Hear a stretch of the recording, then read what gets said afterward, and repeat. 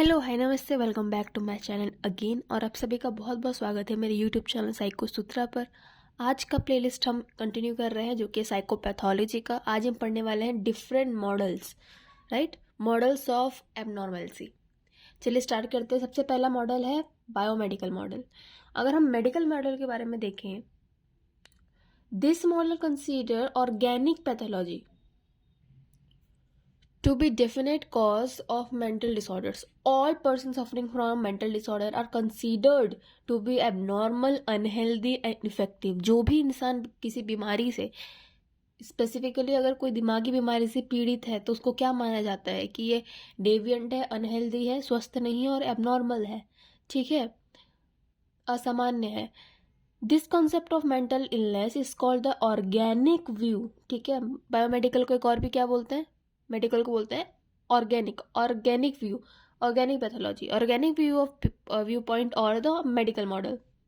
Abnormal people are the one who have disturbed in thought, perception and psychomotor activities. इन तीन word का क्या मतलब है? थॉट्स, डिस्टॉर्टेड थिंकिंग हो जाएगी आपकी, या आपकी ब्लॉकेज हो सकती है, ठीक है, या कुछ रैपिड या रिपीटली थॉट्स आ सकते हैं, अचानक से स्टॉपेज ऑफ एनी थॉट हो सकता है, ठीक है। परसेप्शन में अलग अलग हेलुसिनेशन हो सकता है, आपको इल्यूजन हो सकता है।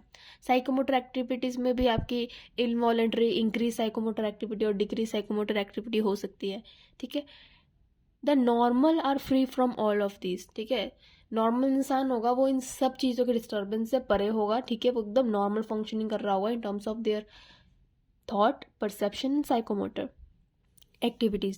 The theory model, ठीक है, this theory, the medical model has been very useful in simplifying treatment practice and in contributing to improved methods of controlling diseases, both mental and physical. Pathological symptoms vary in degree from individual to individual, hence at what degree or he or she is to be judged as abnormal is not explained in this model, ठीक है। समझ में आया? Biomedical model का यही है कि ये ऑर्गेनिक पैथोलॉजी भी इनको कहा जाता है। इसमें माना जाता है कि जो भी मेंटल डिसऑर्डर से पीड़ित है इंसान, वो एबनॉर्मल, अनहेल्दी और इनफेक्टिव है।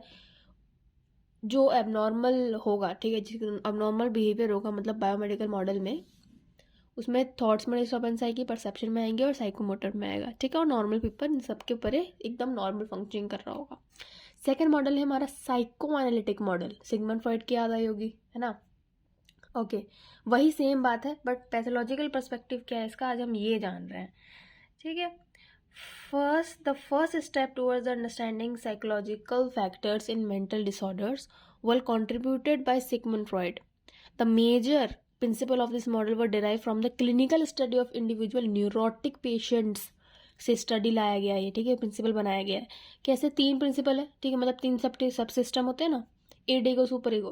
तो इड, ईगो, सुपर ईगो का मतलब क्या होता है? जैसे इड होता है वो बेसिकली प्लीजर प्रिंसिपल पे काम करता है, ठीक है, इंस्टेंट इमीडिएट ग्रेटिफिकेशन पे काम करता है। Basically the individual behaviours result from the interaction of this three key systems with in the personality, that is id, ego and super ego.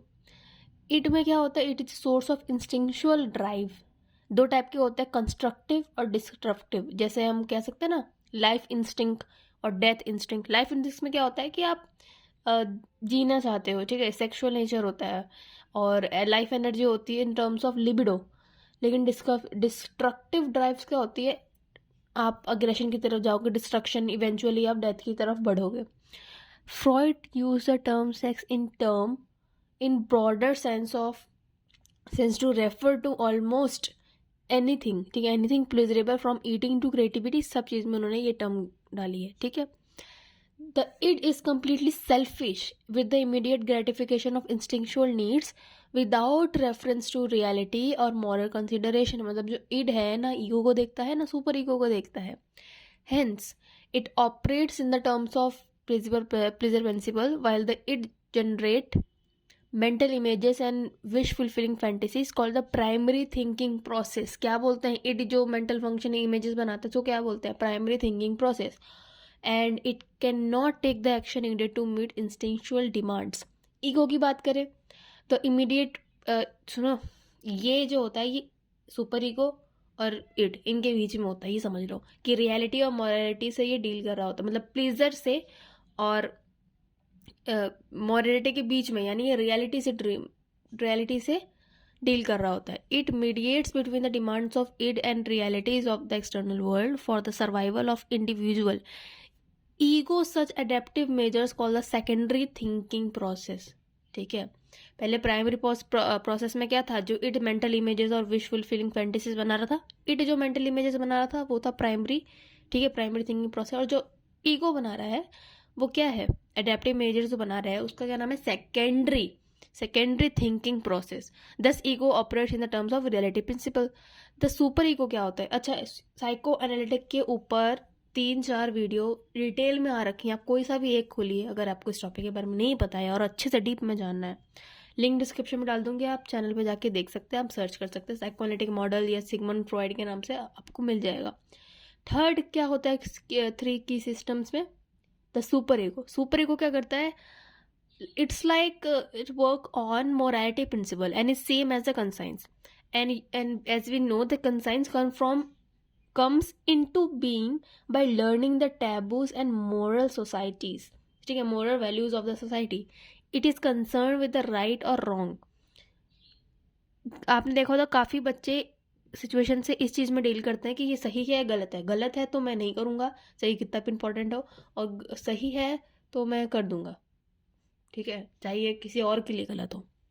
ये बेसिकली रियलिटी प्रिंसिपल काम नहीं करता है, प्लेजर प्रिंसिपल काम नहीं करता है, ये मॉरल वैल्यूज़ की बात करता है, मतलब ये मॉरलिटी, ठीक है, मॉरल प्रिंसिपल के ऊपर काम करता है. It is concern with the right और wrong. It is an inner control system. क्या टर्म यूज हुआ है, inner control system coming into operation to cope with the uninhibited desires of the id. The intrapsychic का मतलब क्या होता है, अंदर, और इंटरसाइकिक मतलब बाहर. इंट्रा मतलब अंदर होता है, इंटर मतलब बाहर होता है. This intrapsychic subsystem of id, ego and super ego, जो कि हमारे अंदर होते हैं, is an important in determining behaviour. यही होता है जो हमारे बिहेवियर को डिटरमाइन करता है. अगर किसी बच्चे में, किसी इंसान में इड ज़्यादा होगा तो वो ज़्यादा जिद्दी हो सकता है, या वो बस कुछ हर चीज़ जल्दी चाहिए होंगी. कोई ईगो होगा तो वो रियलिटी में सिंपल काम करेगा. देखो, मीडिएट करता है ना, मोरालिटी को सुनो ना प्लीजर प्रिंसिपल को सुनो, कुछ रियलिटी बेसिस पे बात करता है. Super ego only right on wrong की बात करेगा. ठीक. Neurosis and other mental disorder result when individual is unable to resolve this conflicts. Sigmund Freud ने क्या बात किया, साइकोपैथोलॉजी में हम ये क्यों पढ़ रहे हैं, क्योंकि जब ईड ईगो सुपर ईगो में कॉन्फ्लिक्ट होता है और एक बैलेंस मेंटेन नहीं होता है, कॉन्फ्लिक्ट रिजॉल्व नहीं होता है, तो क्या बीमारी होती है, majorly neurosis. There has been much criticism about the psychoanalytic model, but it is a fact that Freud greatly advanced our understanding of both abnormal and normal behavior. Third model है हमारा socio cultural model. Socio culture नाम से पता चल रहा है society होगी और कल्चर की बात हो रही होगी उसकी, ठीक है. In addition to the biological and psycho social factors as conducive to abnormal behavior, socio-cultural factors are also considered important causative factors. ठीक है, ये भी एक important causative factor है. अच्छा, आगे हम इन सब के causes पढ़ेंगे, ठीक है, social causes, biological causes, psychological causes, ठीक है, psychosocial causes, ये काफ़ी सारे पढ़ेंगे. तो stay tuned, साइकोपैथोलॉजी की पूरी प्लेलिस्ट आने वाली है. और अभी तक मेरी वीडियो को प्लीज़ आपने लाइक कमेंट नहीं किया तो प्लीज़ कर दो. We also need motivation, right.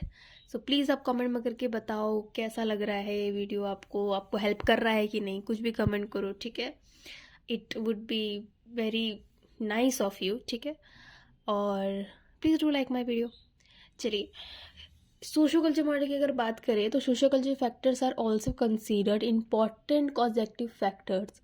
Problems of war and violence, group prejudice and discrimination, economic and employment issue, effect at rapid social change, existential anxiety are the important conditions that put stress directly or indirectly on the most of the people. Some people are able to cope up and win it. Others may get so stressed and they express symptoms of mental sickness. देखो, सीधे से देख के पता चल रहा है biological, social, psycho social factors वो तो इम्पोर्टेंट है ही एबनॉर्मल बिहेवियर को बताने के लिए, लेकिन सोशियो कल्चर फैक्टर से बहुत इंपॉर्टेंट है। कैसे?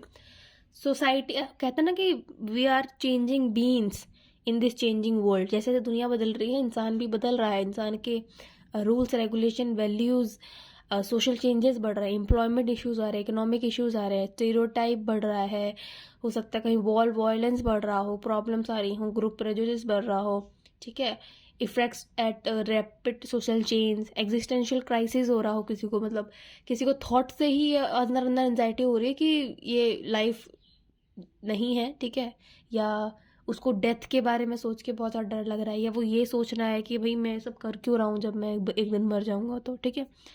So these all put pressure on people. दो टाइप के पीपल होते हैं। अगर इन सब को इन्होंने झेल लिया स्ट्रेस को तो वो नॉर्मल है। अगर नहीं झेल पाया और स्ट्रेस बढ़ता गया इन सारी चीज़ों को सोचते सोचते, सोसाइटल प्रेशर और जो भी कल्चर प्रेशर है, तो वो मेंटल सिकनेस के सिम्टम्स देने लगेगा और हेंस उसको मेंटल डिसऑर्डर हो सकता है, मेंटल इलनेस हो सकता है।